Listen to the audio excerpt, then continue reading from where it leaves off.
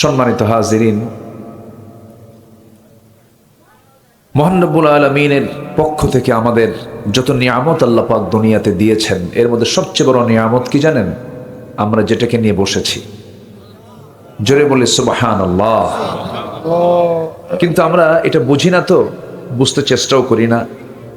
এজন্য ভাবি যেটা কাগজের কিতাব মনে হয়, কিন্তু না, এটা কথা বলে। কোরআন কথা বলে, কোরআন কথা বলে। এটা জীবন্ত কিতাব। এটা এমন একটি কিতাব যেটা কখনো হারাবে না, ফুরাবে না। আপনার জীবনের যত কথা, যত প্রশ্ন, যত জিজ্ঞাসা, আপনি জিজ্ঞাসা করতে করতে ক্লান্ত হয়ে যাবেন, কোরআন জবাব দিতে কোরআনের কোনো ক্লান্তি আসবে না। জোরে বলি সুবহানাল্লাহ। এটা একটি সীমাহীন সীমানা, যার কোনো সীমানা নাই, তলাবিহীন সাগর। এমন একটি কিতাবের নিয়ামত আল্লাহ পাক আমাদেরকে ধন্য করেছেন। এটা যদি না থাকতো, আমরা জান্নাতের রাস্তা কোনটা, জাহান্নাম কোনটা, আল্লাহ রাসূল, আমরা কিছু চিনতে পারতাম না। এবং এই কিতাবের রক্ষণাবেক্ষণ, এর সংরক্ষণ, এর হেফাজতের দায়িত্ব কারো না। কার? আসতে বলবেন না, কার? আল্লাহ পাকের। সম্মানিত ভাইয়েরা, সেই কালাম আমরা শুনতে এসেছি, আমরা বড় ভাগ্যবান। এই কিতাবের মধ্যে কোনো সাবজেক্ট বাদ পড়েনি। এমন কোনো সাবজেক্ট নাই যা এর মধ্যে নাই, সব আছে। নাই শব্দ বাদ দিয়ে সব আছে। আপনি কি চান আপনি বলেন। যেদিক থেকে যে কোনো প্রশ্ন আপনি কোরআনকে করুন, কোরআন জবাব দিতে প্রস্তুত আছে। যেরকম সুবহানাল্লাহ। এত বড় বলিষ্ঠ মজবুত একটা কিতাব আমার আপনার সামনে থাকার পরেও আজকে আমাদের বড় দুঃখ হলো, দুঃখজনক হলো, সত্য হলো, আমরা সমাধান কোরআন থেকে নিতে চাই না। সমাধান নিতে হবে কিসের থেকে? কোরআন থেকে নিতে হবে। এই সামনে থেকে মেরে দিয়েন না, ওগুলো করেন না, যা আছে তাই রাখেন, সরাই দেন, যেভাবে সেট করছেন ওইভাবে রাখেন। সম্মানিত ভাইয়েরা, আজকে মুসলমান, ইসলামের কোনো প্র্যাকটিস নাই। আমি বিশ্বের বিভিন্ন দেশে সফর করেছি, ওয়েস্টার্ন কান্ট্রি, ইউরোপ এবং এশিয়ার মধ্যেও, এই যে কোরিয়া টোরিয়া আছে, এই সমস্ত অঞ্চলগুলো ইসলাম নাই, কিন্তু ইসলামের কালচার তারা কিছু ফলো করে।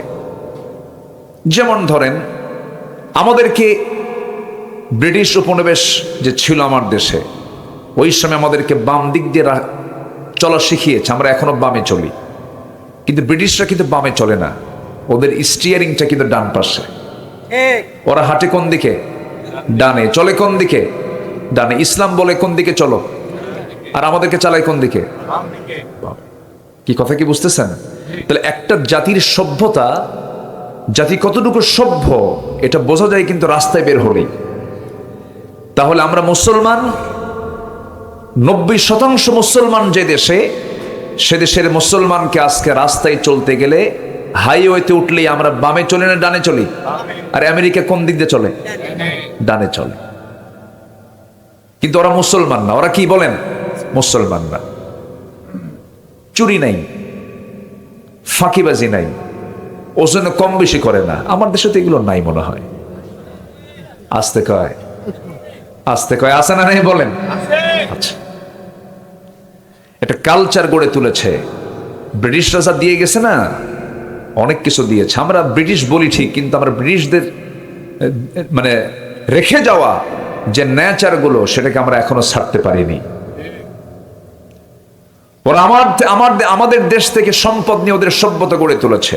ইউরোপের সভ্যতা গড়ে উঠেছে আমার দেশের সম্পদ দিয়ে। আমরা এত সমৃদ্ধ ছিলাম, কিন্তু আমরা নিজের অস্তিত্ব বিলীন করে দিয়েছি। আমাদের স্বকীয়তা থেকে আমরা ছিটকে পড়েছি। আমরা সত্য কথা ভুলে গিয়েছি, সত্য কথা বলতে জানি না। আমরা একটা মানুষের পিছনে লেগে থাকি, আমরা হিংসা করি। একটা মানুষের ভালো দেখলে সহ্য হয় না। কি আছে কিনা বলেন? সমস্যাগুলো আছে কিনা বলেন? এগুলো কি মুসলমানদের কাজ? মুসলমানরা কেমন করতে পারে? করতে পারে না। কেন? মুসলমানদের নেচারটা এমন হলো কেন?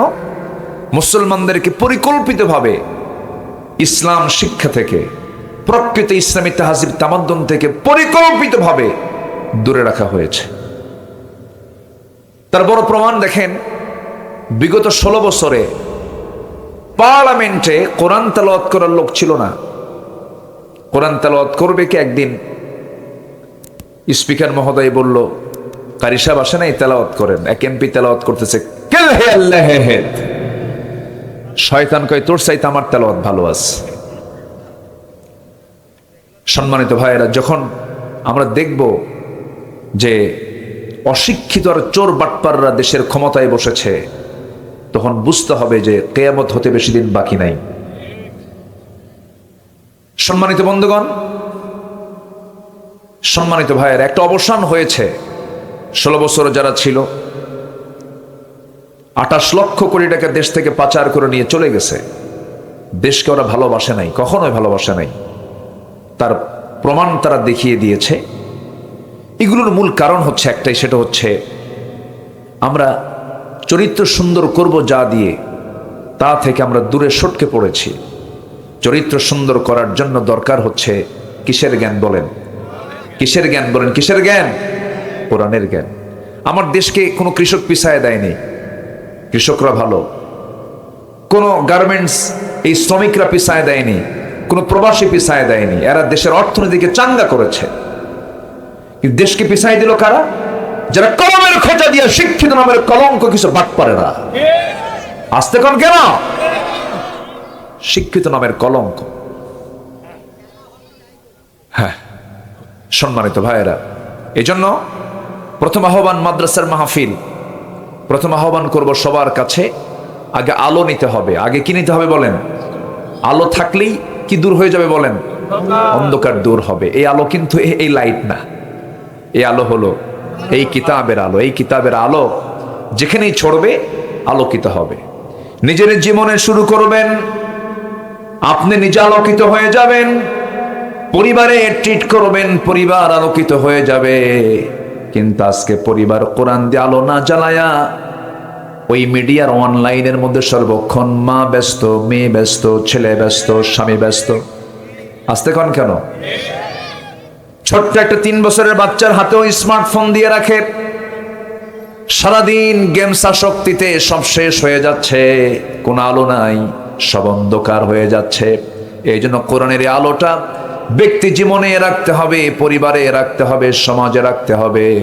আল্লাহ রাব্বুল আলামিন রাসূলকে উপহার দিয়েছেন, কি সুন্দর করে বলছেন, ক্বাদ জাআকুম মিনাল্লাহি নূরুন ওয়া কিতাবুম মুবিন। জোরে বলুন আল্লাহু আকবার। আল্লাহ রাব্বুল আলামিন তার রাসূলকে জানাচ্ছেন, আলিফ লাম রা কিতাবুন আনজালনাহু ইলাইকা লিতুখরিজান নাস মিনায-যুলুমাতি ইলান-নূর। জোরে বলুন আল্লাহু আকবার। নবী, কোরআন আমি নাজিল করেছি শুধু নামাজ মনে করে নয়, নামাজ আদায়ের জন্য নয়। কোরআন নাজিল করেছি আপনার উপরে জন্য, যেন আপনি অন্ধকারে নিমজ্জিত জাতিকে যেন কোরআনের আলোতে আলোকিত করে যেন তাদেরকে জান্নাতের রাস্তায় তুলে দিতে পারেন। জোরে বলি সুবহানাল্লাহ, আরো জোরে বলি সুবহানাল্লাহ। আমার বন্ধুগণ, আমার নবীজি যে সময় জন্ম নেন, যে এলাকায় জন্ম নেন, যে গোত্রে জন্ম নেন, যে বংশে জন্ম নেন, সেই মক্কার হাওয়া কি ভালো ছিল নাকি বলেন? ওই জনপদে, ওই মক্কা নগরীতে পানির চাইতে মদের প্রচলন বেশি ছিল। মানুষ পানির চাইতে মদ বেশি পান করত। জিনা ছিল নিত্য নৈমিত্তিক ব্যাপার। খুন কাবাদলা খুন ছিল তাদের নীতি। এমনকি তাদের জাহালাতটা এত দূর পর্যন্ত পৌঁছে গিয়েছিল যে আমরা যে কালো কাপড় দিয়ে মোড়ানো যে ঘরটা দেখি, সেই ঘরটার নাম কি বলুন? কাবা। বলেন কি?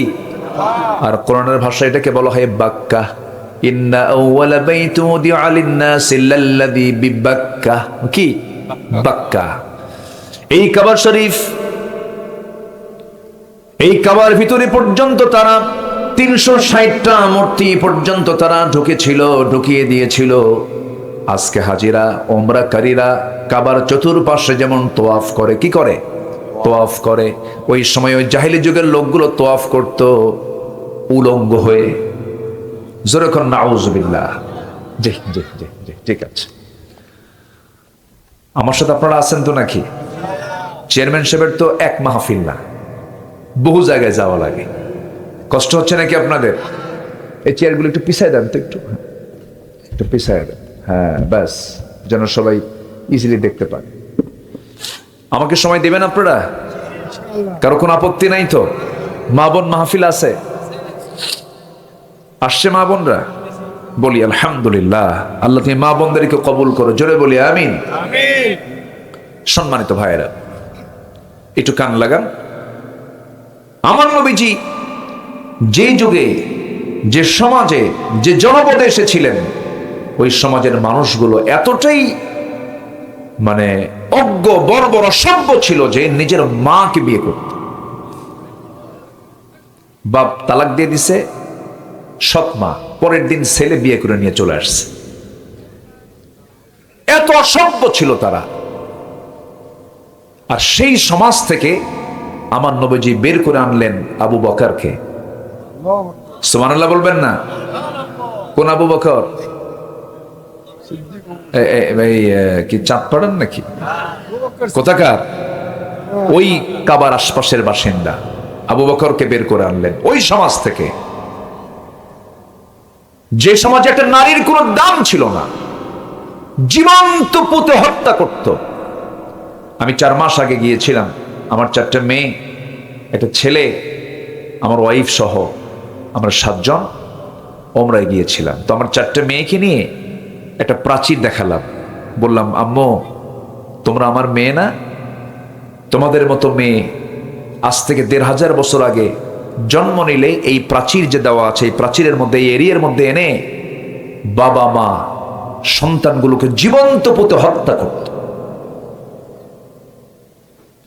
মেয়ের সন্তান হলো কেন এটাকে তার মনে করত অপয়া, বদনসিব, পোড়া কপাল, এটা মনে করে জীবন্ত পুঁতে হত্যা করত। সেই যুগে আমার রাসূল ইসলাম প্রতিষ্ঠার মধ্য দিয়ে বললেন, আমি 4টা মেয়ের বাবা, যার ঘরে 3টা মেয়ে আছে তার জন্য 3টা পৃথক জান্নাত। জোরে বলি সুবহানাল্লাহ। ইসলাম সবচাইতে বেশি অধিকার দিয়েছেন নারীকে, সবচাইতে বেশি।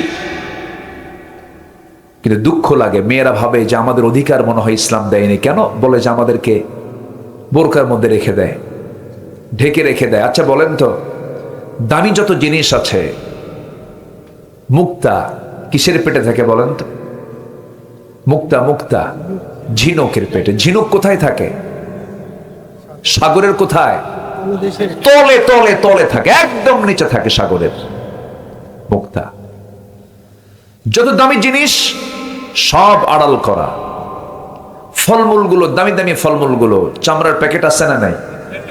উপরের চামড়ার প্যাকেট আল্লাহ পাক আড়াল করে রেখেছেন। দামি দামি ফলমূলগুলো আড়াল করেছেন। দামি যত জিনিস সব কিছু আল্লাহ পাক পর্দার মধ্যে রেখেছেন। পৃথিবীতে যত দামি জিনিস আছে এর মধ্যে সবচেয়ে দামি হলো আমার মায়েরা। কিন্তু সেই মা বলল, না না, পুরুষ যেমন বুকের বোতাম খুলে হাঁটে, আমরাও বুকের বোতাম খুলে হাঁটবো। মাথায় কাপড় দেন, আমরা কাপড় দেব না, সমান অধিকার। কিন্তু সমান অধিকার হবে কেমনে? পুরুষকে আল্লাহ রাব্বুল আলামিন যে শারীরিক সক্ষমতা দান করেছেন, তাদের চামড়া যে যা ভাবে বানায় আছেন, পুরুষের চামড়া আর মেয়েদের চামড়া একরকম না ভিন্ন রকম? বলেন একরকম না ভিন্ন রকম? পুরুষের চামড়াটা হলো শক্ত চামড়া, তা দিয়ে তারা বাইরে কাজ করতে পারবে, হার্ড ওয়ার্ক তারা করতে পারবে। এই কাজ মেয়েরা করতে পারবে না। আল্লাহ পাক ফাংশনে পৃথক করে দিয়েছেন। মেয়েদের ম্যাক্সিমাম ফাংশনটা হলো ইন্টারনাল, তারা ভিতরে কাজ করবে। ভিতরে তাদের বহু ডিপার্টমেন্ট আছে। সন্তান ধারণ করার ক্ষমতা আল্লাহ রাব্বুল আলামিন পুরুষকে দিয়েছেন না নারীকে দিয়েছেন? তো সমান হবে কেমনে? সমান হয়? পুরুষ কি বাচ্চা কাচ্চা নেয়? তো বলেন যে আমাদের বাচ্চা কাচ্চা নেব না, তোমরা এখন পুরুষের নাও আছে, সে ফাংশন আছে, তো সমান হবে কেমনে? এই বেকুবগুলো যারা তথ্য দেয়, বুদ্ধিজীবীগুলো যে কথা বলে, না বুঝে বলে, কেমন করে সমান হবে? সমানটা হয় কেমনে? এমনকি মার পেট থেকে যে শিশু জন্ম নেয়, নারী শিশুর খাবার একরকম, ছেলে সন্তানের খাবার আরেক রকম। যেরকম সুবহানাল্লাহ। ম্যাক্সিমাম ক্ষেত্রে, একটু হয়তো কম বেশি হতে পারে, ম্যাক্সিমাম ক্ষেত্রে। কারণ পুরুষের হাড় গঠন আর মেয়ের হাড় গঠন কে না। পুরুষের হাড় হলো শক্তিশালী বেশি, মেয়েদের হাড়ের সেই শক্তিশালী নয়। মেয়েদেরকে আল্লাহ রাব্বুল আলামিন কোমল নরম করে পুরুষের চাইতে একটু দুর্বল করে, শক্তিশালী বেশি সমান না করে একটু দুর্বল করে বানিয়েছেন। কারণ সমান হলে তো মারামারি লাগলে কেউ কম না। কি আসতে কন কেন? পুরুষ যদি বেশি শক্তিশালী না হয়, মহিলা যদি বেশি শক্তিশালী হয়, তাহলে কি নেতা যদি দুর্বল হয় তাহলে কর্মী মানবে তারে? আসতে কয় স্বামী স্ত্রী নামাজে দাঁড়াইছে, ইমামকে আসতে কি ইমামকে ইমামকে আর রিজালু কাওয়ামুনা আলান নিসা। পুরুষ নারীকে চালাবে না নারী পুরুষকে চালাবে? আসতে কয় বলেন বলেন। পুরুষ চালাবে। এটা কি মোল্লার কথা না আল্লাহর কথা? আল্লাহর কথা। চালাতে হবে তো একজনকে। এর মানে কি মহিলা চলতেছে বলে মহিলার দাম নাই? অবশ্যই দাম আছে। একজন তো নেতা হতেই হবে। আল্লাহ তাআলা মেয়েদের ব্রেনের সেল দিয়েছেন 39টা, পুরুষের ব্রেনের সেল দিয়েছেন হলো 49টা। কম হলো কয়টা? দোষ কার? আল্লাহ। আল্লাহর দোষ। ফয়সালা কার? আল্লাহ করে দিয়েছেন। এখানে এখানে বলে অনেক কিছু বলে যে ইসলাম নারীকে ঠকাইছে। কেন? ভাই ভাই 2 বিঘা, মেয়ে বোন পায় 1 বিঘা। বদমাইশ গুলো গবেষণা না করি কথাগুলো বলে। আচ্ছা বলেন তো, সম্পদের ক্ষয় পুরুষের বেশি না মহিলার বেশি? বলেন বলেন বলেন বলেন। পুরুষের সম্পদের ক্ষয়ের পরিমাণ কম না বেশি? বেশি। মেয়েদের সম্পদের কোনো ক্ষয় আছে? কোনো ব্যয় আছে? আপনার বউ যদি 1000 কোটি টাকার মালিক হয়, তার জন্য স্বামী পালা ফরজ না, স্বামীর জন্য বউ লালন পালন করা ফরজ। আল্লাহ পাক পুরুষকে দায়িত্ব দিয়েছেন, কিন্তু নারীকে দায়িত্ব আল্লাহ পাক দেননি। এরপরও বলে ইসলাম ঠকাইছে। যেরকম নাউজুবিল্লাহ। বোঝে না নারী হিসাবে, মা হিসাবে, স্ত্রী হিসাবে আল্লাহ পাক যে সম্মানটা দিয়েছেন, পৃথিবীর কোথাও গিয়ে এই নারী সে সম্মান পাবে না। জোরে বলুন সুবহানাল্লাহ। সেই যুগে নারীর কোনো দাম ছিল না। আমি আমার মেয়েগুলোকে বললাম, মা দেখো এই জায়গায় মেয়েদেরকে নিয়ে জীবন্ত পুঁতে মারতো। আমি দেখি আমার 3 নাম্বার মেয়েটার চোখে পানি। কাব্বু এরকম করে বাপরা মারে? বললাম মা মারতো না, কিন্তু জাহালাতের কারণে মেরেছে, সামাজিক কারণে মেরেছে। আমার নবীজি একদিন মসজিদে নববীর মধ্যে বসা, আমার নবীজি বসে আছেন, এমন সময় একজন সাহাবী কাদা কাদা কণ্ঠে নবীর সামনে গিয়ে বলছেন, হুজুর আমার মনে হয় সব গুনাহ মাফ হবে, একটা গুনাহ মাফ হবে না। ডুকরে ডুকরে কাঁদতেছেন। বললেন তুমি কাঁদো কেন? সাহাবী কি হয়েছে? হুজুর নিজের হাতে নিজের কন্যা সন্তানকে জীবন্ত পুঁতে হত্যা করেছি। আমার রাসূল বলছেন, সাহাবী কেমন করে মারলা একটু বলো তো দেখি। আমার রাসূল মাঝে মাঝে শুনতেন কথা, সামনে বসায় নিলেন। যে কোনো মানুষ যদি খুব কষ্টে থাকে, সেই সময় তাকে কথা বলতে দিলে তার দুঃখ কষ্ট একটু দূর হয়। দূর হয় কিনা বলেন? খুব কষ্ট নিয়ে আছে, একটু বলো তো, একটু খুলে বলো। বললেই তার যে একটা মানে বিশাল টেনশন, সেখান থেকে সে একটু চাপ মুক্ত হয়ে যায়। রাসূল বলেন বলো তো, সামনে বসায় দিলেন। ওই সাহাবী আবেগ আপ্লুত হয়ে বলেন, হুজুর সব গুনাহ মাফ হলো, মনে হয় এই গুনাহটা মাফ হবে না। কি করেছে বলো, কেমন করে হত্যা করেছে বলো তো। এবার বলছেন, ইয়া রাসূলুল্লাহি সন্তান স্ত্রী গর্ভে আসলো, সন্তান স্ত্রীর গর্ভে আসার সঙ্গে সঙ্গে 6 মাস হলো। বউটাকে বাপের বাড়ি পাঠায়া দিলাম, শ্বশুর বাড়ি পাঠায়া দিলাম। আমি তাকে ওয়ার্নিং দিলাম, ছেলে হলে নিয়ে আসবা, মেয়ে হলে বলারই দরকার নেই, জীবন্ত পুঁতে হত্যা করবে। আমি এমন চূড়ান্ত কথা বলে দিলাম, সন্তানটা মেয়ে হয়েছে আমাকে না বলে অন্যের বাড়িতে সে সন্তানকে জীবিত রেখে তাকে ধীরে ধীরে তিলে তিলে বড় করেছে। আমাকে বলেছে সন্তান মৃত হয়েছে। 6 বছর যখন পূর্ণ হয়ে গেল, হঠাৎ করে আমার চোখের সামনে সন্তান একদিন হাতে পড়ে গেছে। আমার মতো হাত, আমার মতো চোখ, আমার মতো কপাল, আমার মতো নাক পা, সবকিছু মিলে যাচ্ছে, আমার মতো কালার। চট করে ধরলাম, ধরে স্ত্রীর সামনে হাজির করে বললাম, স্ত্রী বলো তো সত্যি করে এই সন্তানটা কার? স্ত্রী থরথর করে কাঁপতে কাঁপতে বডি ল্যাঙ্গুয়েজ দিয়ে বোঝায় দিল, স্বামী আমার, কেমন করে আপনাকে না বলি, এই সন্তান আমাদের ওরস থেকে এসেছে, না বলে বড় করেছি, মায়া দয়া কাজ করেছে হুজুর। আমি এতটাই খেপে গেলাম কিন্তু বুঝতে দিলাম না, ঠান্ডা মাথার খুনি বনে গেলাম, মেয়েটাকে কোলের মধ্যে আদর করলাম। মেয়েটা দারুণ খুশি, হারে আমার আব্বা আমাকে কি সুন্দর করে ভালোবাসতেছেন, কোনোদিন আদর সে পায় নাই। সকালবেলা হয়ে গেল, স্ত্রীকে বললাম, স্ত্রী সুন্দর করে সাজুগুজু করে দাও, আজকে ওকে ওর নানার বাড়িতে নিয়ে যাব। আমার সন্তানটা আমার গালে চুমা খায়, কপালে চুমা খায়, আদর করে আমাকে, আব্বা তুমি আমাকে এত ভালোবাসো, আমার আম্মা তোমাকে পরিচয় করে দেয় নাই, চলো আজকে নানির বাড়ি নিয়ে যাব। এই কথা বলেই সন্তানটা কি কোলে করে নিয়ে হুজুর আমি রওনা করলাম। রওনা করতে নিয়ে আমি সামনে একটা জঙ্গল যখন পেলাম, জঙ্গলের দিকে রওনা করলাম। মেয়েটার মুখ ছোট হয়ে গেল, মা আব্বা জঙ্গলের দিকে যাও কেন, এদিকে তো নানির বাড়ি না। কিচ্ছু বললাম না। জঙ্গল পার হলাম, ঠিক দুপুরবেলা, প্রচন্ড গরম, শরীর থেকে ঘাম ঝরতেছে হুজুর। প্রচন্ড গরমের মধ্যে কোদাল হাতে নিয়ে গর্ত খনন শুরু করে দিলাম। গর্ত খনন যখন শুরু করলাম, মেয়েটা বারবার বলছে, বাবা নানির বাড়ি যাবা কখন? গর্ত খনন কেন করছো, কি উদ্দেশ্য তোমার বাবা? কিচ্ছু বললাম না। গর্ত খনন যখন করছিলাম, আমার শরীর থেকে ঘামগুলো ঝরে, আর আমার মেয়েটা গামছা দিয়ে সেই ঘামগুলো মুছে মুছে দেয়। আমার দাড়ির ভিতরে ছিটকে এসে মাটিগুলো পড়ে, আমার ছোট্ট মেয়েটা হাতটার দুটো হাত দিয়ে খিলাল করে করে আমার সেই দাড়ির ময়লাগুলো, মাটিগুলো সাফ করে দেয়, আর বলে, বাবা নানির বাড়ি যাবা কখন? কিচ্ছু বললাম না। গর্ত খনন শেষ হয়ে গেছে, অভিনয় করে মেয়েটার দিকে আমি মুস্কান হাসি মেরে বললাম, মা দেখো তো গর্ত খননটা কেমন হয়েছে। আমার মেয়েটা সরল মনে গর্তের কাছাকাছি চলে গেল। কাছাকাছি গিয়ে যখন উকি মেরে যখন পিছন দিক থেকে দেখতে শুরু করেছে, উকি মেরে যখন দেখা শুরু করেছে, আমি পিছন দিকে চলে আসলাম, সজোরে চক্ষু বন্ধ করে একটা জোরে ধাক্কা মারলাম। গর্তের মধ্যে পড়ে গেছে, উপর হয়ে পড়ে গেল। চট করে চিত হয়ে দুটো হাত এক জায়গায় করে বলছে, বাবা বুঝতে পেরেছি, আমার মার কথা আজকে ঠিক হয়েছে, তুমি আজকে আমাকে মেরে ফেলবা, এটাই যদি তোমার উদ্দেশ্য হয়ে থাকে বাবা, আজকে আমি তোমার কাছে শুধু একটা জিনিস চাবো বাবা, বিনিময়ে কোনোদিন তোমার সামনে আমার চেহারা দেখাবো না, একটাবার তোমার কাছে প্রাণ ভিক্ষা চাই, আমাকে বাঁচায় দাও বাবা, আমি একটাবার বাঁচতে চাই, তোমার হাত থেকে বাঁচতে চাই বাবা। আমার দিল চুল পরিমাণ কোনো নরম হলো না, শিরকিয়াতের কারণে, জাহালাতের কারণে।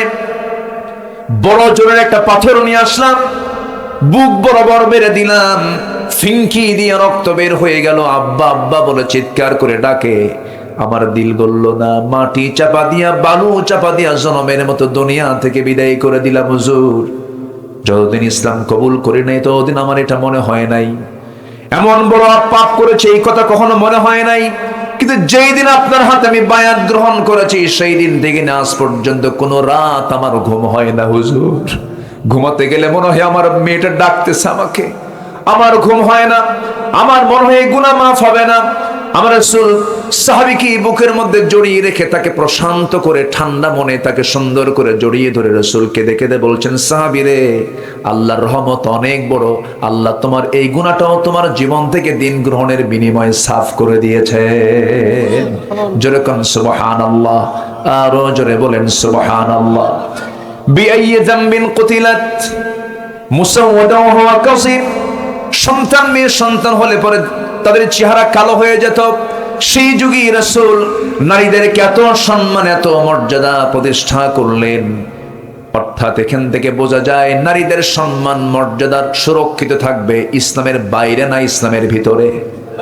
বলেন বলেন বলেন বলেন, ইসলামের ভিতরে। ইসলাম মানতে হবে। আমার মা ইসলাম যারা মানবে, ইসলামকে যারা প্রতিষ্ঠা করবে, তাদের পক্ষে থাকবেন, তাদের জন্য কথা বলবেন, তাদের জন্য কাজ করবেন।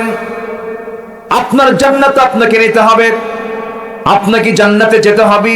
যেমন করে হোক জান্নাত যে বান্দা মাহরুম হয়ে যাবে, তার চেয়ে বড় বড় কপাল কে হতে পারে? দুনিয়া তো সবার যায়, দুনিয়া রাজারও যায়, ফকিরও যায়, দুনিয়া গরিবের যায়, ফকিরের যায়, সবার যায়, ধনীর যায়। কিন্তু আমার বন্ধু, দুনিয়া তো পার হবেই, কিন্তু সামনের যে জিন্দেগি আসতেছে সেই দিন শুরু হবে কিন্তু শেষ হবে না। সেই দিন আমরা সবাই জান্নাত পেতে চাই না জাহান্নাম পেতে চাই? জান্নাত না জাহান্নাম? জান্নাত পেতে চাই। জান্নাত যদি পেতে চাই, জান্নাতের লাইনে উঠতে হবে।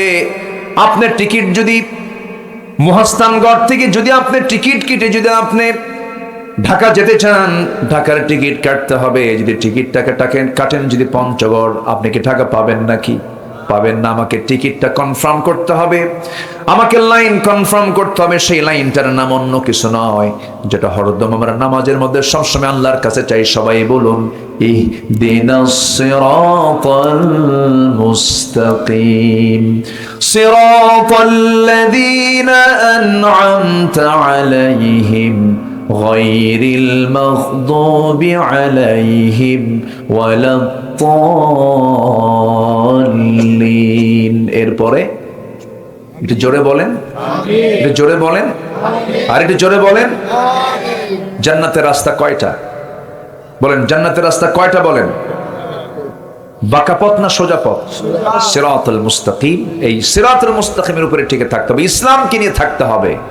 যার নামাজ ইসলামের উপরে কিন্তু রাজনীতি ইসলামের বাইরে, সে মুনাফিক, সে মুসলমান হতে পারে না। নামাজ পড়ি কি দিয়া? ইসলাম দিয়া। নামাজ পড়ি কি দিয়া? আমার রাজনীতি করতে হবে কি দিয়া? ইসলাম দিয়ে। কষ্ট পাচ্ছেন মনে হয়?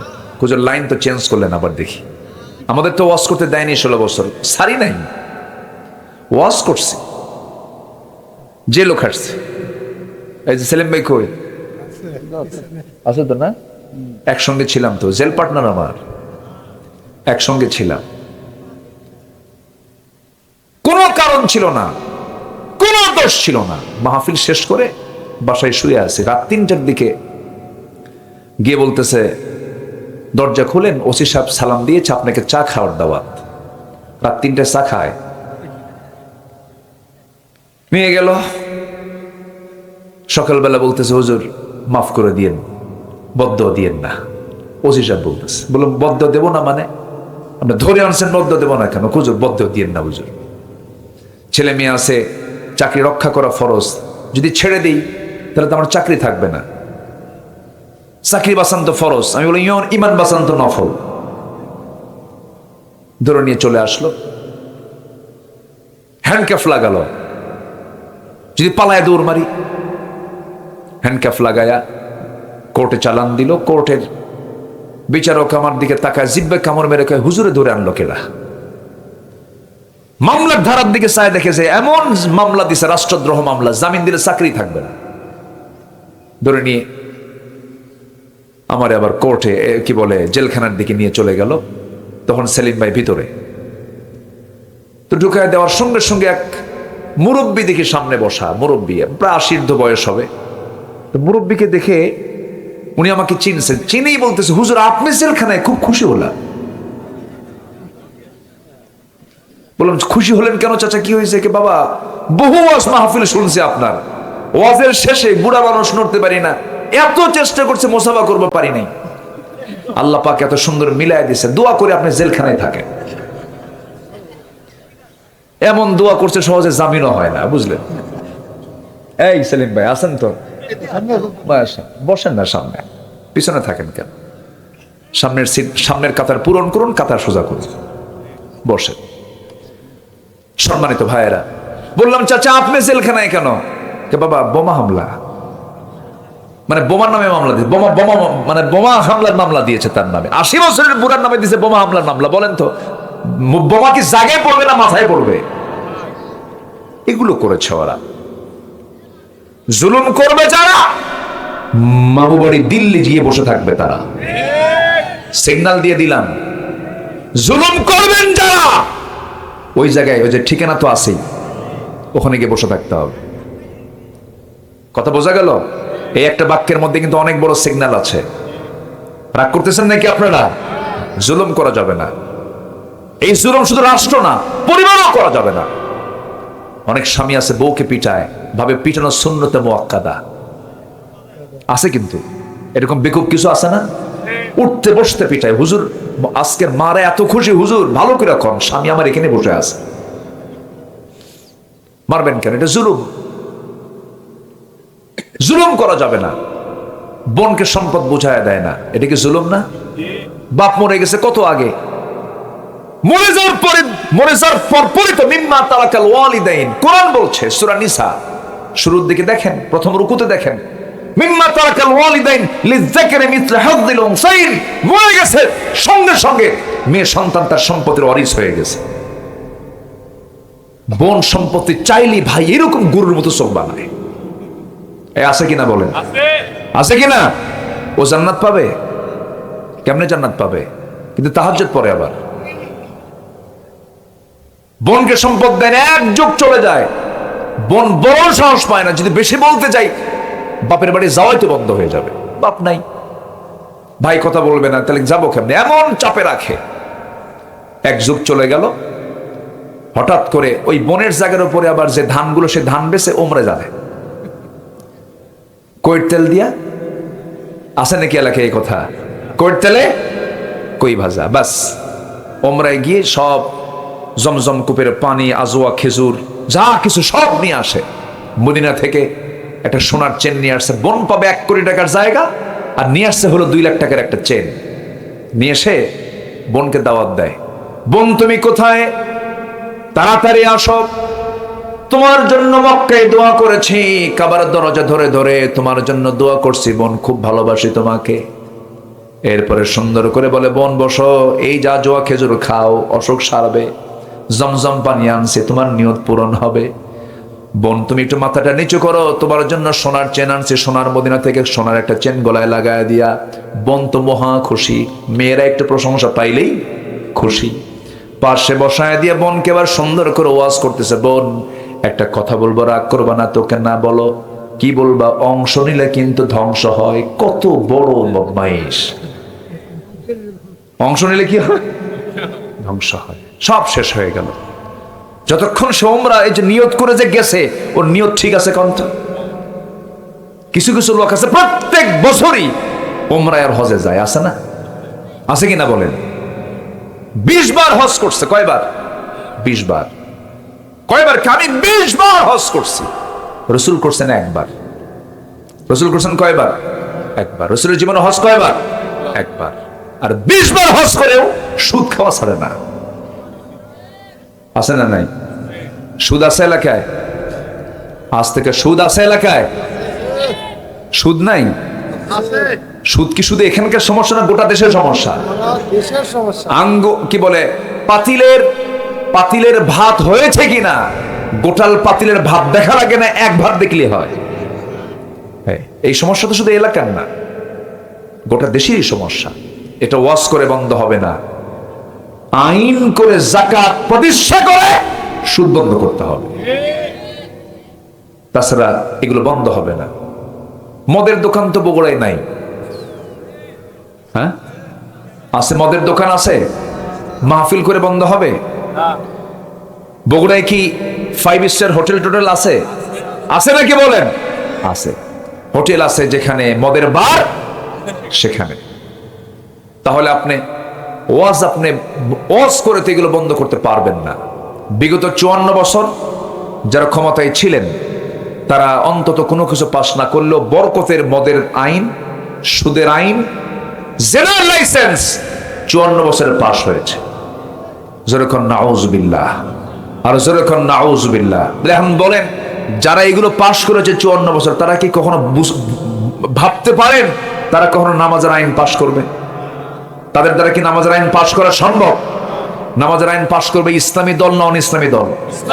বলেন, অন ইসলামী দল না ইসলামী দল?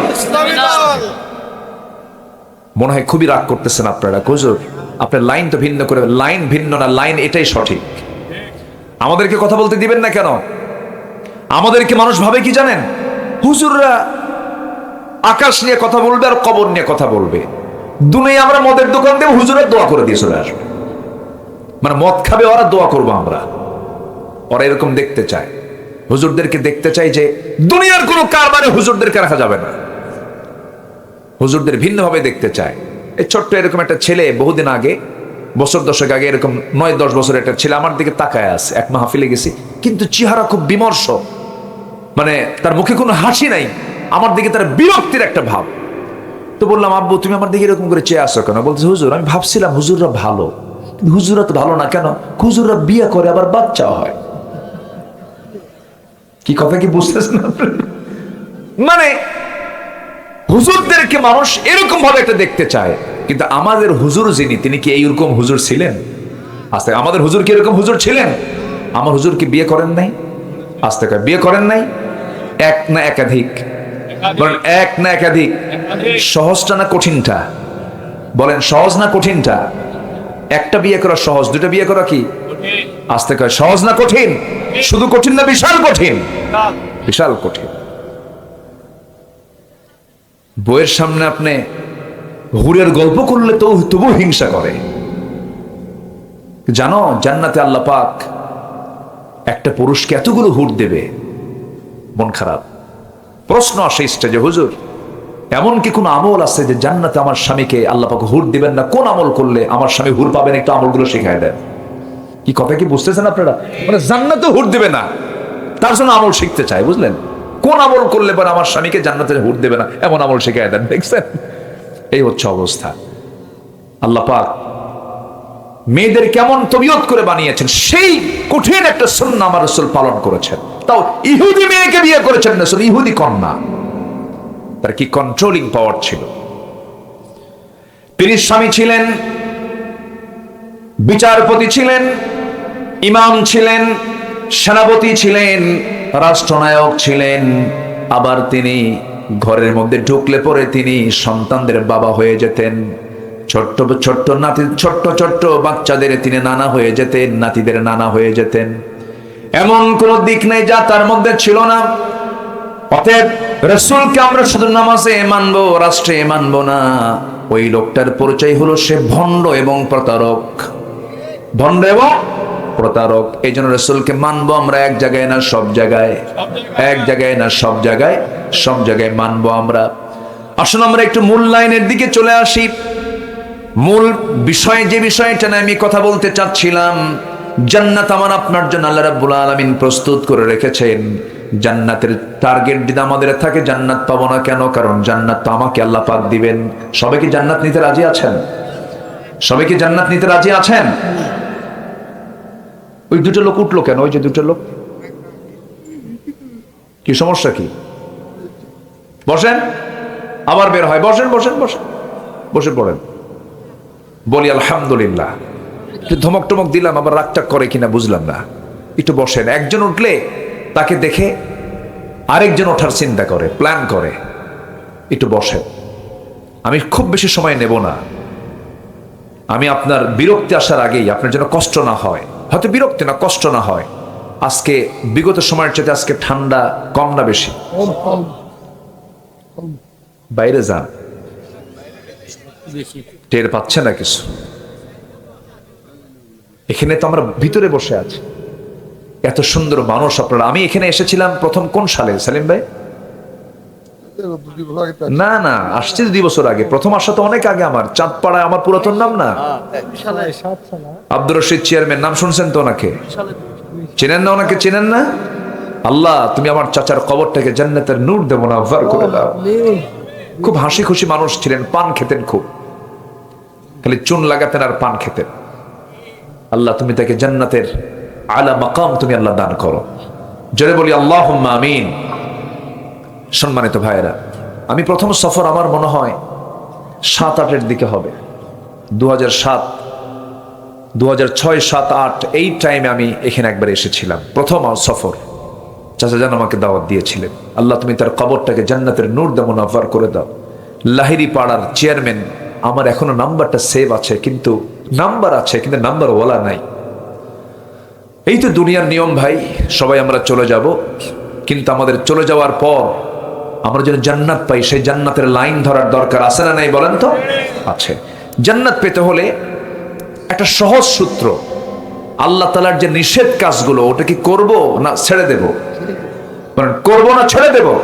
ছেড়ে দেব। সেই নিষেধ কাজগুলো কি, তার একটা তালিকা আমি আজকে দিতে চাই। সবাই রাজি আছেন তো ইনশাআল্লাহ? নিষেধ কাজগুলো কি, আসুন কোরআনের আলোকে সেই তালিকা আমি আজকে আপনাদের সামনে একটু ডেলিভারি দিতে চাচ্ছি। আমরা মনোযোগ দিয়ে আলোচনাগুলো শোনার চেষ্টা করব। জোরে বলি ইনশাআল্লাহ। আমার ভাইরা, আল্লাহ রাব্বুল আলামিন 12টা নিষেধাজ্ঞা দিয়েছেন। আজকের আমি তালিকায় 12টা নিষেধাজ্ঞা আমি নিয়ে আসছি। নাম্বার 1 হচ্ছে সত্যকে যারা গোপন করবে, এটা বড় একটা হারাম কাজ। সত্যকে, সাক্ষ্যকে গোপন না করা, কখনো সত্যের সাক্ষ্যকে গোপন করা যাবে না। আল্লাহ রাব্বুল আলামিন বলেন, ومن أظلم ممن كتم شهادة, আরেক জায়গায় বলছেন ওয়ালা তাকতুমুশ শাহাদা, তোমরা সত্যের সাক্ষ্যকে কখনো গোপন করবে না। আমরা রূহের জগতে ছিলাম, রূহের জগতে আমাকে প্রশ্ন করা হয়েছিল আলাস্তু বিরাব্বিকুম, আমি কি তোমার রব নই? আমরা বলেছি হ্যাঁ তুমি আমার রব। এই সিদ্ধান্ত দিয়ে আমি দুনিয়াতে এসেছি, মার পেটে ছিলাম, মার পেট থেকে আল্লাহ পাক আমাকে দুনিয়াতে পাঠিয়েছেন। আমার বন্ধুগণ, ওই মার পেটের মধ্যে যে 9টা মাস ছিলাম, সম্পূর্ণ টোটাল আমার সম্পূর্ণ দায়িত্ব গ্রহণ করেছেন যিনি, তিনি আমার চিল্লায় বলুন কে? এই পৃথিবীতে কোনো প্রোডাকশন তৈরি করার জন্য অন্ধকার লাগে না আলো লাগে? বলেন বলেন, অন্ধকার লাগে না আলো লাগে? আলো লাগে। কিন্তু আল্লাহ পাক আমার যে সৃষ্টি করেছেন, সেই সৃষ্টির জায়গাটা আলো না অন্ধকার? মার পেট আলো, মার পেট আলো, কেমন অন্ধকার? এমন অন্ধকার, নিকষ কালো, একদম ঘন অন্ধকার, কোন আলো নাই।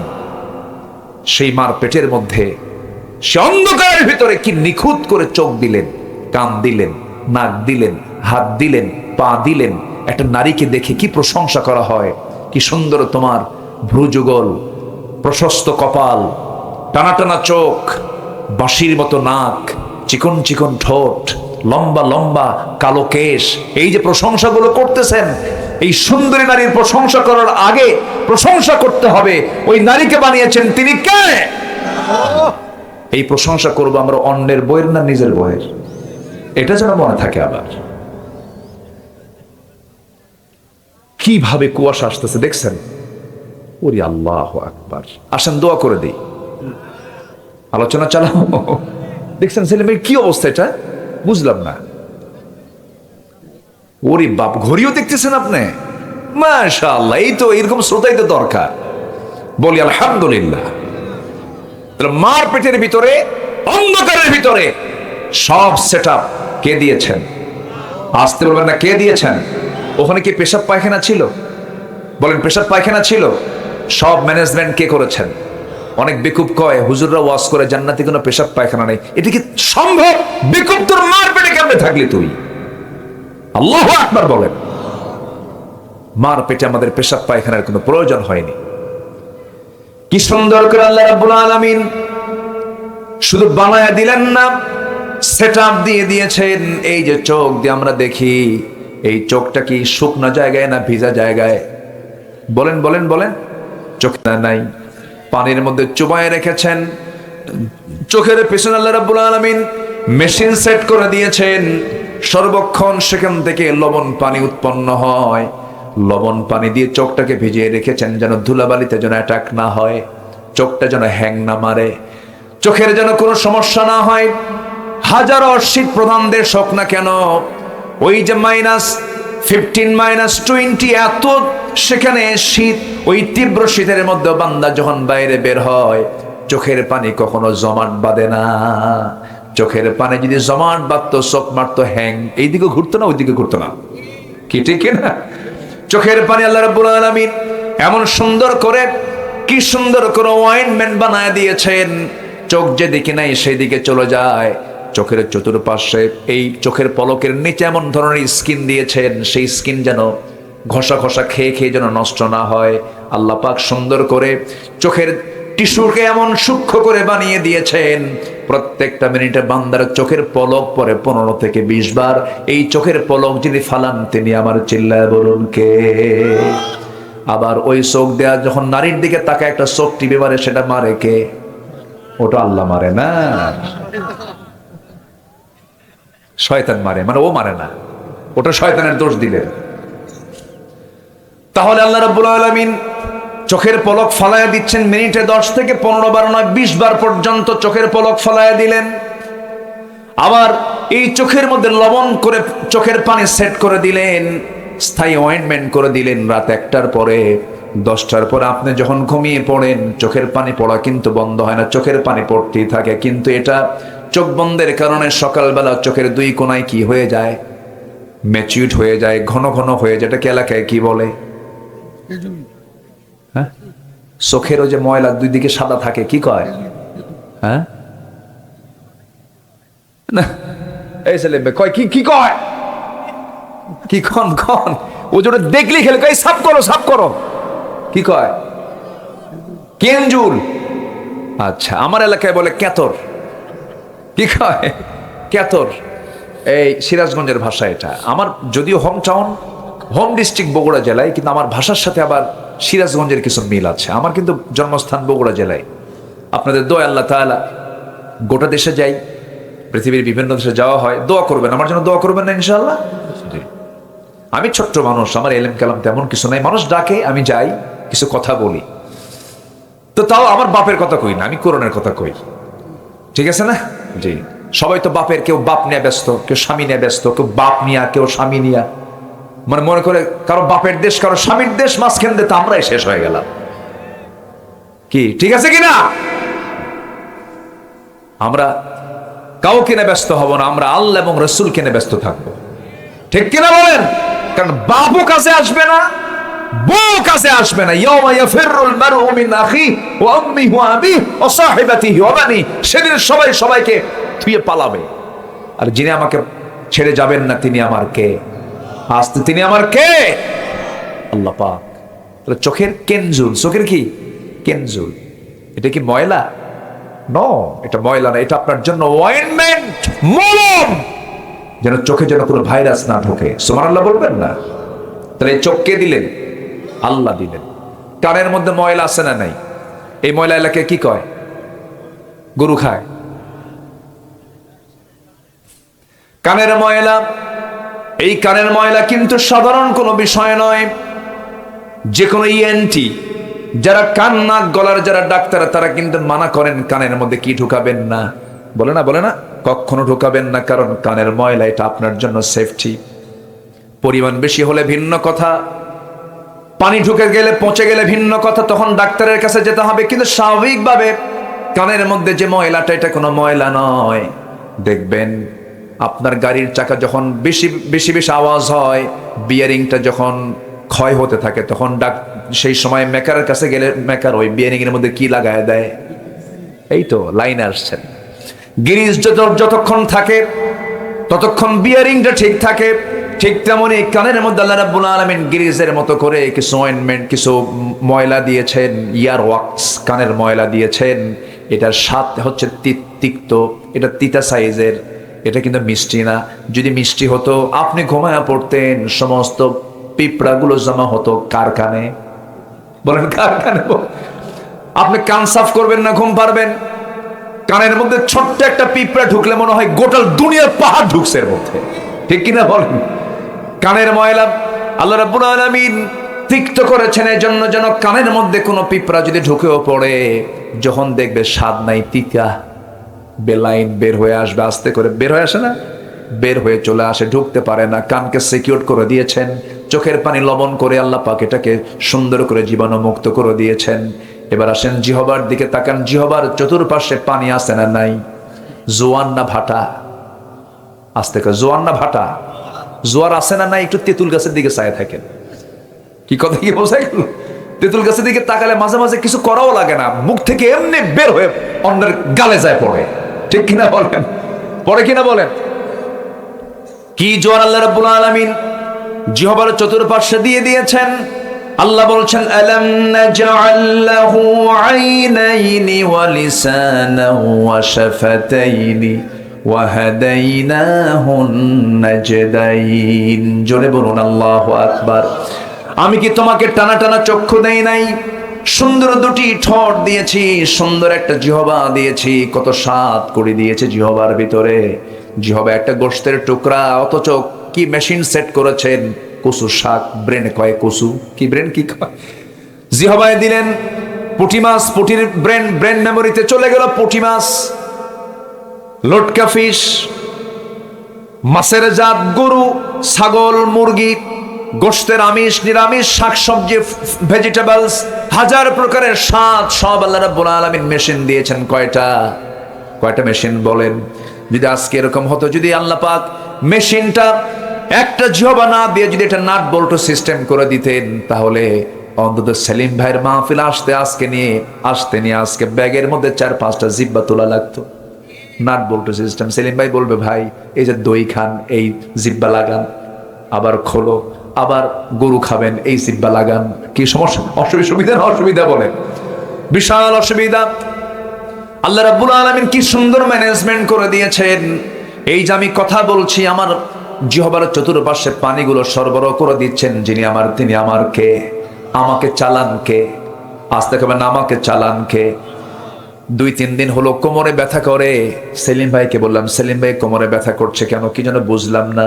আমার বন্ধুগণ, এই যে কোমরে ব্যথা হয়, বান্দা যখন পানি একটু কম খায় তখন কিডনিতে প্রেসার গিয়ে পড়ে। বান্দা পানি খাবে, ডাবের ওই ডাবটা একটু সুন্দর করে 2-3 দিন খাবে, আল্লাহ রাব্বুল আলামিন গোটা কিডনিকে ফিল্টারিং করে গোসল করায়া ধুয়ে মুছে সাফ করে দেন। জোরে কান সুবহানাল্লাহ। কে চালান? আল্লাহ চালান। আমার এক বন্ধু মালয়েশিয়া থাকে, আব্দুল মমিন নাম, কোটি কোটি টাকার মালিক, বিজনেস করে। আমি তার হাত ধরলাম, গিয়ে হাত ধরে এখানে কবজিতে হাত ধরছে, ভাই কেমন আছেন? দেখি এখানে মেশিন বাঁচতেছে, ওখানে মানে ঘুরতেছে। বললাম, এখানে মেশিন কেন? চোখে পানি আসছে। হুজুর, আল্লাহ আমাকে সব দিয়েছে, কোনো অভাব নাই, কিন্তু আমার শান্তি নাই। কেন?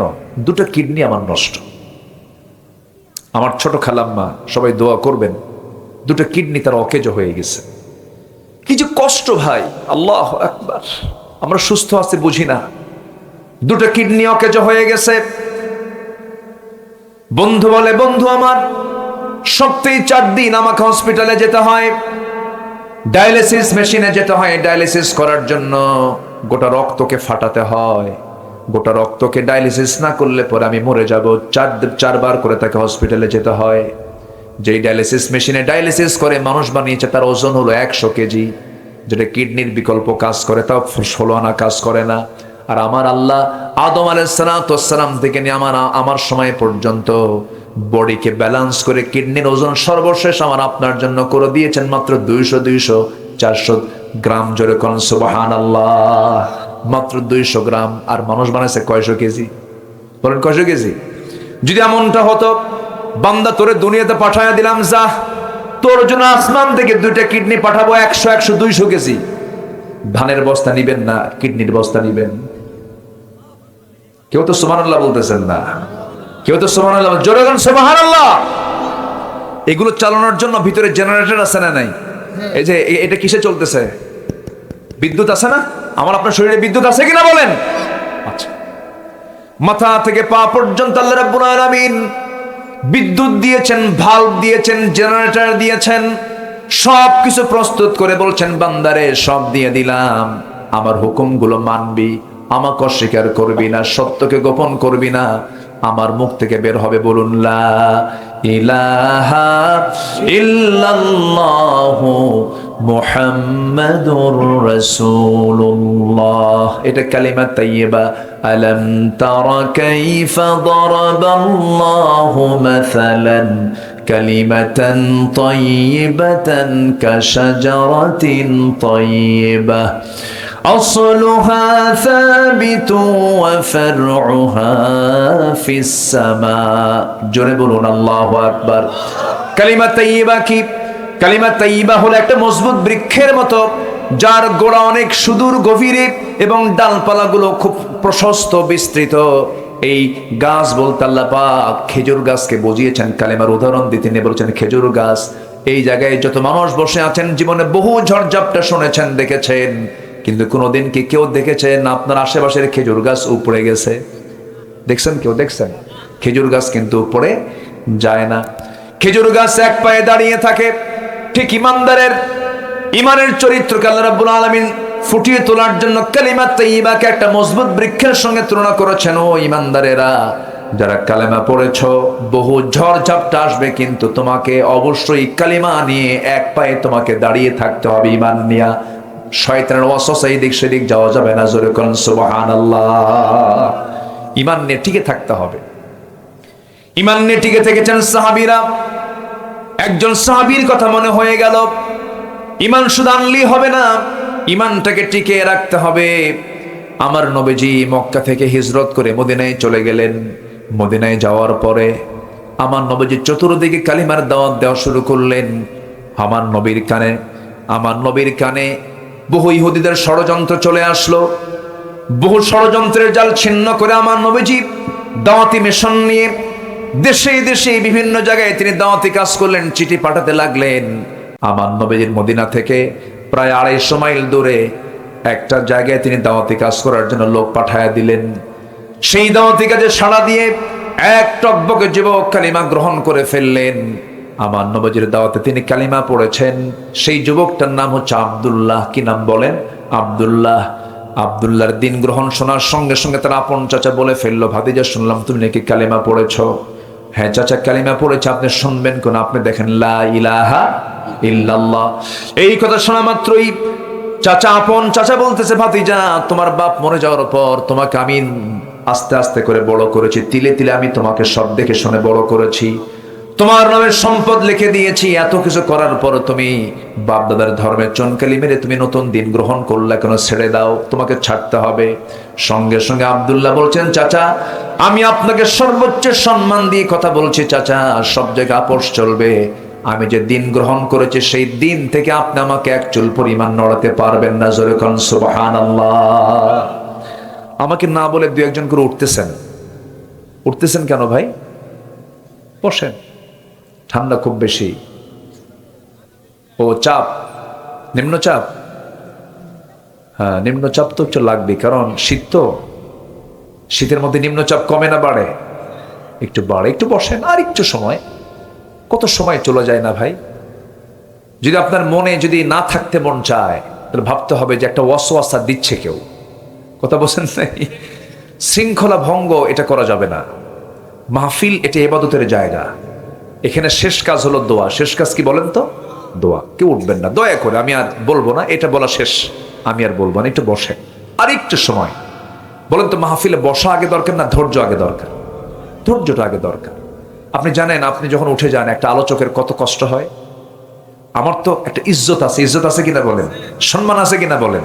আচ্ছা আপনারা আমাকে বসাইছেন, যদি আমার যোগ্যতা নাই, কিন্তু বসিয়ে দিয়েছেন। তো বসিয়ে দিয়ে যদি বাড়িওয়ালা মেহমানকে দেখে দৌড়ায়, এটা কি লক্ষণ ভালো? তো যাচ্ছেন কেন? বসেন, আমরা একসঙ্গে যাবো এখান থেকে। আমরা জোরে বলি ইনশাআল্লাহ। একটু বসেন। এই সাহাবী বললেন, চাচা আপনি আমাকে কি বলতে চাচ্ছেন? তোর সব কিছু আমি নিয়ে নেব, এখন সব নিয়ে নেব। লোক ডাকবো, একটা সব সম্পদ আমি কেড়ে নেব। মুস্কি হাসিতে বলছে, চাচা আপনি আমাকে এখনো বোঝেন নাই। আমি যে দিন গ্রহণ করেছি, আল্লাহ যদি আমাকে গোটা দুনিয়ার মালিক বানায় দেয়, গোটা দুনিয়ার সম্পদ আপনার হাতে তুলে দেবো, কিন্তু আমি ইসলাম ছাড়বো না। চাচা তো খেপে গিয়ে থাপ্পড় মেরে জমিনে ফেলে দিয়ে, জামা টেনে ছেড়ে ফেলে দিয়ে, রক্তাক্ত করে পরনের লুঙ্গি পর্যন্ত খুলে নিয়ে তাকে ঘর থেকে বের করে দিল।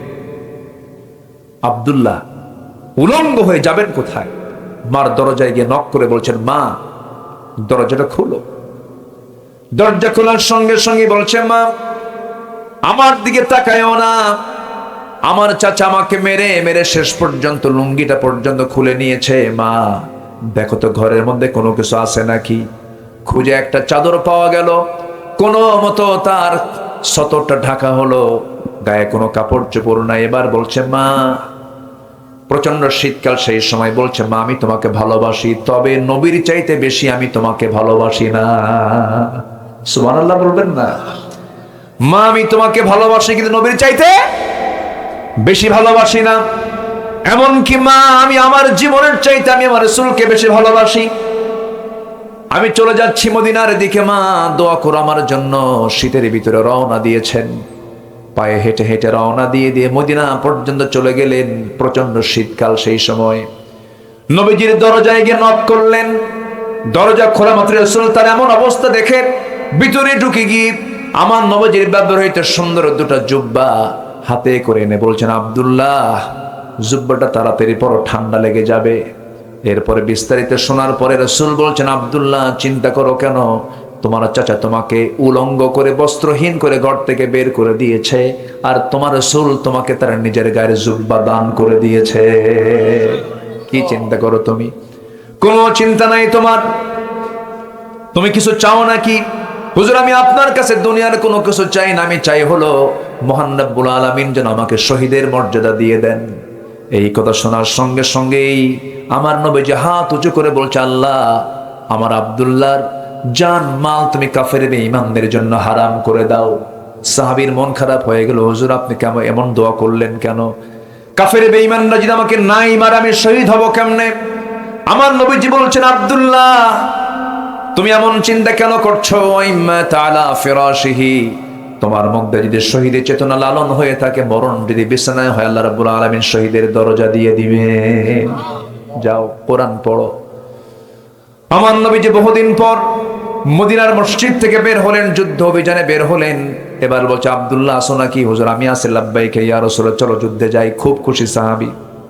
যুদ্ধ শেষে ফেরত আসতেছিলেন, হঠাৎ করে রাস্তায় তিনি অসুস্থ হয়ে পড়লেন, মারা গেলেন। আব্দুল্লাহ নবীর কাছে সংবাদ চলে আসলো, হুজুর আপনার প্রাণ প্রিয় সাহাবী আব্দুল্লাহর দুনিয়াতে নাই। নবীজির চোখের পানি টপ টপ করে পড়া শুরু হলো। হারে আমার আব্দুল্লাহ কত কষ্ট করে দুনিয়া বিক্রি করে ঈমানটা এনেছে। রাসূল বলছেন, সাহাবীর আমার আব্দুল্লাহর জানাজা কেউ পড়াবে না, আমি আব্দুল্লাহর জানাজা নিজে পড়াইয়া দেব। জানাজায় হাজির হলেন, সব সাহাবীদের কিনে জানাজা শুরু হয়ে গেল। জানাজা সম্পূর্ণ হওয়ার পর আমার রাসূল বলছেন, সাহাবীরা আমার কলিজার টুকরা আব্দুল্লাহর কবরটা তোমরা কোথায় খনন করেছো? হুজুর ওই গর্তের ওই দুই পাহাড়ের ঠিক মাঝখানে, আমাকে নিয়ে চলো। আমার নবীজি রওনা করলেন, পায়ে হেঁটে চলে গেলেন। এরপরে সামনে গিয়ে কবরের সামনে গিয়ে দাঁড়ায় বলছে, সাহাবীরা আমার আব্দুল্লাহর কবরে আজকে কাউকে নামতে দেব না, আমি রাসূল নিজে নামবো।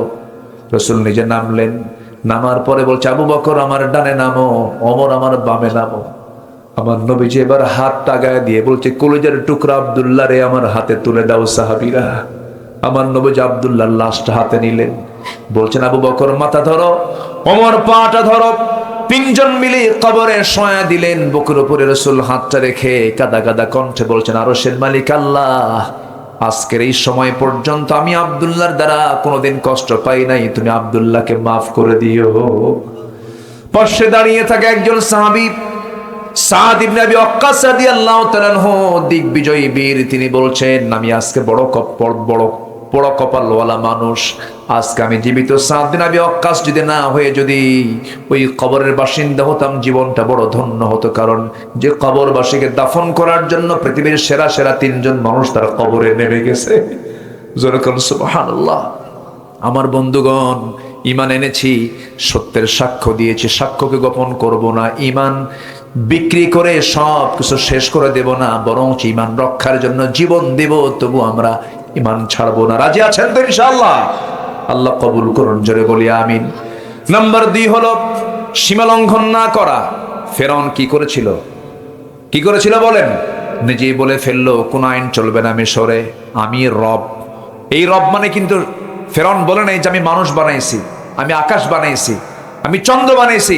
ফেরাউন বলেছিল আমি রব মানে হচ্ছে আমার মিশরে আমার আইন ছাড়া কারো আইন চলবে না। এরকম ফেরাউন আমার দেশে আছে না? নাই। শুধু নামটা ফেরাউন না, কিন্তু কাম কি? ফেরাউন। যারা আল্লাহর আইন ছাড়াও নিজের আইন চালাতে চায় তারা আরেক ফেরাউন। সব দেখে শেষ করেছি। কেউ 25 বছর, কেউ 16 বছর, কেউ 9 বছর, কেয়ারটেকার গভর্নমেন্টের কয়েক বছর, সব দেখা শেষ। আগামীর বাংলাদেশ হচ্ছে কোরআনের বাংলাদেশ। রাজি আছেন কারা কারা? হাত উঁচু করে দেখান মুসলমান।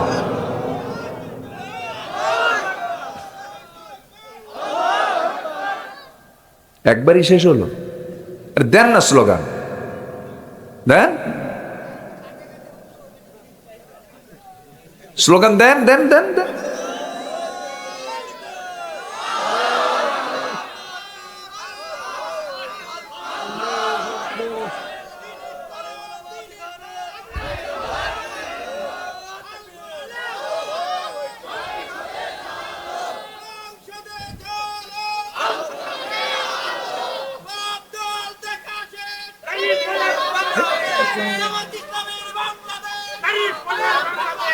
আল্লাহ কবুল করুন, জোরে বলে আমিন।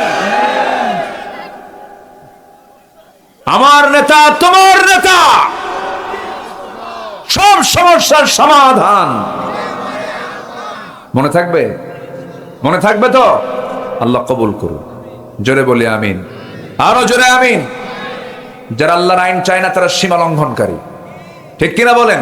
ওয়ালা তা'তাদু ইন্নাল্লাহা লা ইউহিব্বুল মু'তাদিন। নাম্বার 3, বিচার কার্যে প্রবৃত্তির অনুসরণ না করা। গ্রামের কিছু মাতব্বর আছে এত দুষ্ট, টাকা যে দেয় তার দিকে রায় দেয়, আছে কি না? ও ফেরাউনের খালাতো ভাই। হ্যাঁ, মাশাআল্লাহ, ভালোই তো কয় দেখি। ওয়াজ খেলে হুজুর পারে। ফালা তাত্তাবিউল হাওয়া আন তা'দিলু, বিচারে মন যেদিকে যায় সেদিকে যায়ও না, আইন যেদিকে যাবে সেই দিকে যাও, ঠিক কিনা? আমার অমুক খালাতো ভাই ওইদিকে ওই রায় দেওয়া যাবে না, ভুল। বিচারে ভুল করবেন, আল্লাহ আপনাকে একদম উপর করে জাহান্নামে ঢুকায় দিবেন। এগুলো সব নিষেধাজ্ঞা। এগুলো সব কি বলেন? নিষেধাজ্ঞা। কার নিষেধাজ্ঞা? আল্লাহ। নাম্বার 4, কাফেরদের দুনিয়াবি বাহ্যিক চাকচিক্য দেখে বিভ্রান্ত না হওয়া। দেখেন না, এখন গোটা বিশ্ব নিয়ন্ত্রণ করছে, অর্থনীতির চাকা নিয়ন্ত্রণ করছে ইউরোপ, আমেরিকা। এটা কি আমাদের হতাশার কোনো কারণ? হতাশার কোনো কারণ? লা ইয়াগুররান্নাকা তাকাল্লুবাল্লাযীনা কাফারু ফিল বিলাদ। এগুলো নিষেধাজ্ঞা, আল্লাহ পাক মানা করছেন। এরপরে নাম্বার 5 হচ্ছে পরস্পরের সম্পত্তি অন্যায়ভাবে গ্রাস না করা। 5 আগস্ট আসছে বলে আপনি অন্যের বাড়িতে আপনি হামলা কইরা আগুন লাগায় দিয়ে যা পাবেন তা নিয়ে আসবেন, ইসলাম কখনো এটা মানতে দেয় না।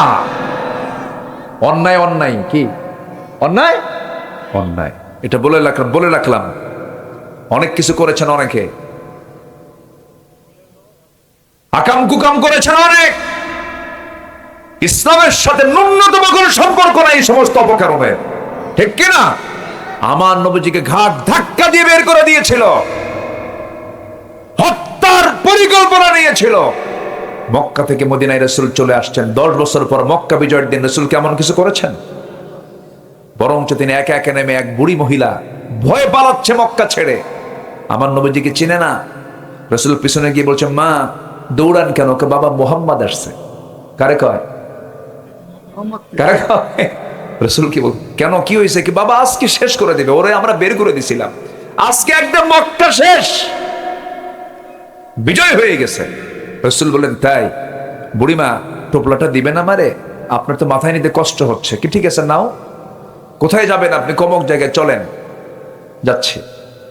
গন্তব্যে পৌঁছার পরে এবার বলছেন, মা এই যে পোটলাটা নেন, আমি এখন যাই। কি বাবা তোমার পরিচয় কি? কোথায় তোমার বাড়ি?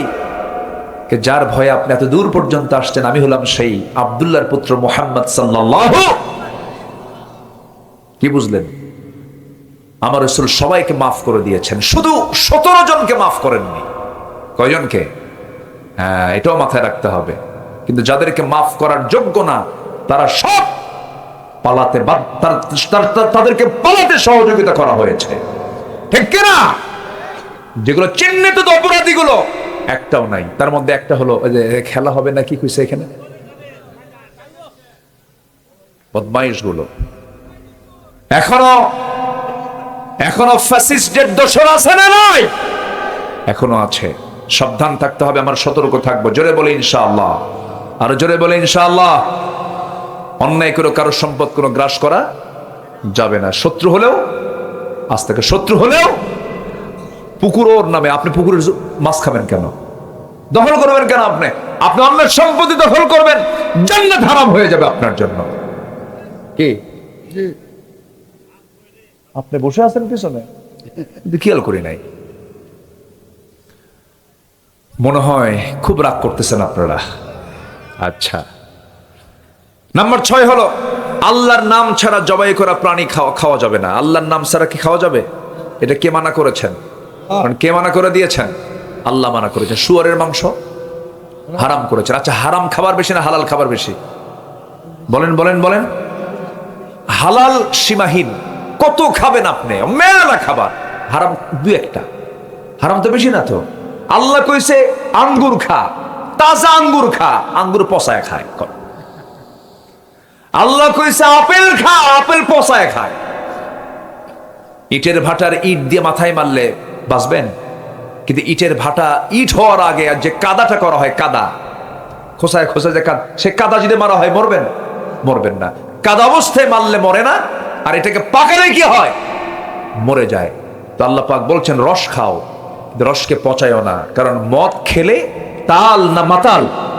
মাতাল হয়ে যায়, এটা খাওয়া যাবে না। আল্লাহ পাক যেটা হারাম করেছেন সেই কাজে আমরা যাব না। জোরে বলি ইনশাআল্লাহ। এখন ছেলে পেলে, যুবকরা, তোমরা দেশের পরিবর্তন এনেছো, তোমাদের কাছে আমরা চিরকৃতজ্ঞ, কিন্তু চারিত্রিক সৌন্দর্য নিয়ে আসতে হবে। মাথার চুল থেকে শুরু করে পা পর্যন্ত সব পোশাক আশাক, চুল টুল সব ঠিক রাখতে হবে। পড়ো, স্মার্টফোন থেকে একটু দূরে থাকার চেষ্টা করো। স্মার্টফোন যদি তোমাকে চালায়, তোমার স্মার্টফোন ব্যবহার করা জায়েজ নাই। আর তুমি যদি চালাতে পারো, আমি মোবাইলকে চালাবো, চালাও।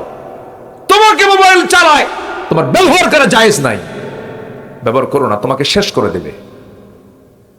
ফ্রি ফায়ার, তারপর কি পাবজি, আর কি আছে, casino, TikTok, Twitter, Messenger, imo, Line, Viber, Instagram, Kurigram, বাদ দাও।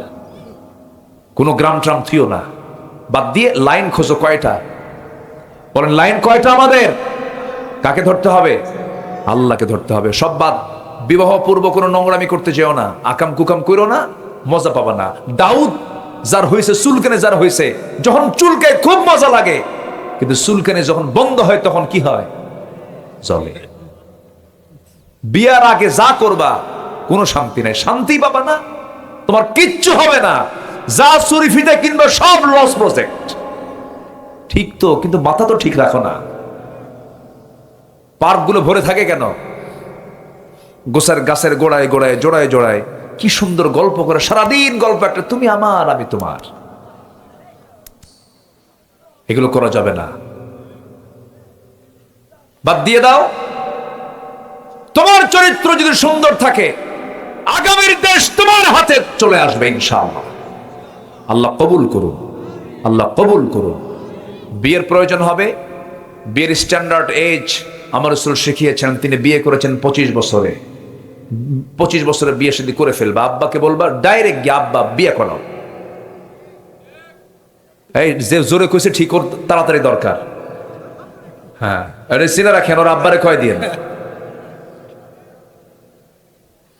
কি ঠিক কিনা? যে যুবক বিয়ের জন্য পাগল সে চরিত্রবান, যে বিয়ের জন্য অস্থির সে চরিত্রবান। আর যে বিয়ের কথা কয় না ও বাইপাস মারে, ও দুষ্ট। ওটা এই কি আমার কথা পছন্দ হয় না? বিয়ে শাদী করে নিবা, অন্যের বউ না, কিন্তু খুঁজে টুজে পায় না, অন্যের বউ নিয়ে চলে আসে। বউ থাকা অবস্থায় বিয়ে হবে? এই বিয়ে হবে নাকি? বিয়ে হবে? বউ আছে মৌজুদ একজনের, সেখান থেকে বউ নিয়ে চলে আসছে, বিয়েই তো হবে না। এগুলো কাজ করা যাবে না। আল্লাহ তুমি সবাইকে বোঝার তৌফিক দিয়ে দাও। জোরে বলে আমিন। নাম্বার 8 হচ্ছে, নাম্বার 7 হচ্ছে অভাবের ভয়ে সন্তানকে হত্যা করা যাবে না। আগে হত্যা করতে ওই স্টাইলে, এখন হত্যা করে কেমনে জানেন? পেটে বাচ্চা আসছে, খাওয়াবো কি, অ্যাবর্শন করে মেরে ফেলে। এটা বড় খুনি, ঠিক কিনা? এটা করা যাবে। লা তাকতুলু আওলাদাকুম খাশিয়াতা ইমলাক নাহনু নারযুকুহুম ওয়া ইয়্যাকুম ইন্না কাতলাহুম কানা খিতাআন কাবীরা। আল্লাহু আকবার বলে। হত্যা করা যাবে না। মেয়ে সন্তান হলে পরে অ্যাবর্শন করে, মেয়ের সন্তান মেরে ফেলে। আগে মারতে হলো হওয়ার পরে, এখন মারে হওয়ার আগে। আরো আপডেট, আরো কি বলেন আপডেট। কত বড় বদমাইশ মানুষ, এত জঘন্য। আল্লাহ আল্লাহ আমাদেরকে বাঁচাও। জোরে বলি আমিন। কাউকে বিদ্রুপ না করা, কাউকে ছোট না করা। ধরেন আপনার সামনে একটা অটিস্টিক বাচ্চা বসে আছে, ধাক্কায় হে হে করে তাড়ায় দিলেন। আল্লাহ পাক এটা হারাম করেছেন।